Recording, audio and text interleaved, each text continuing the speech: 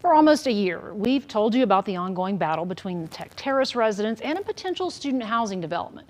While that issue has taken a brief hiatus, one local developer has had his eye on a different part of town to put up a high-rise apartment building for Tech students. And those who live in the historic South Overton neighborhood are worried. And tell KLBK's Jaxie Pigeon they should look elsewhere. Terry, because they have been dealing with a similar issue, many Tech Terrace residents have been supporting the South Overton residents in their fight against student housing in their neighborhood. Tanya Hagee-Valdine says she's lived all over Lubbock, including Tech Terrace, but she currently lives in South Overton, which she believes is about a third of the size of Tech Terrace. She says she's grateful for the support from others and says while her team may be small, they are certainly still mighty, especially when it comes to their historic neighborhood. We do understand that the student population is part of our population, and we do not disagree with that.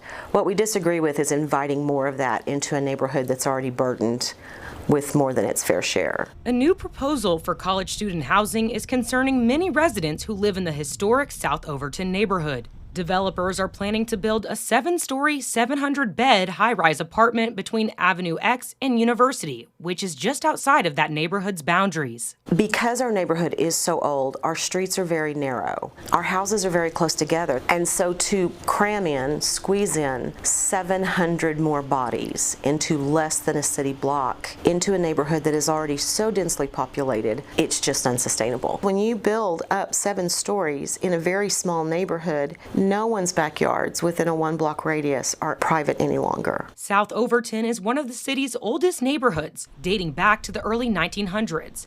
And while many of the properties are now rentals, Hagee-Valdine says owners try to preserve the original design of the neighborhood that's part of the National Register of Historic Places. Renters are still people, so to shortchange them by saying it doesn't matter because a renter lives there. No, a resident lives there, and a citizen of Lubbock lives there. We have neighbors who have poured their life savings into restoring and maintaining these homes. We see ourselves as stewards that are bringing these homes up to standard for the next family that will live in it, because these homes will outlive all of us. And I fear if urban blight is allowed to start creeping into our neighborhood, that these homes will fall into even further disrepair. The apartment project's developer is Ken Abraham, who is also the owner of the Paddle Tramp store near Texas Tech's campus. In a statement, he tells us, quote, "I have been transparent about my vision, and that's why when the neighborhood sought a historical designation, it agreed in writing to exempt the properties in question."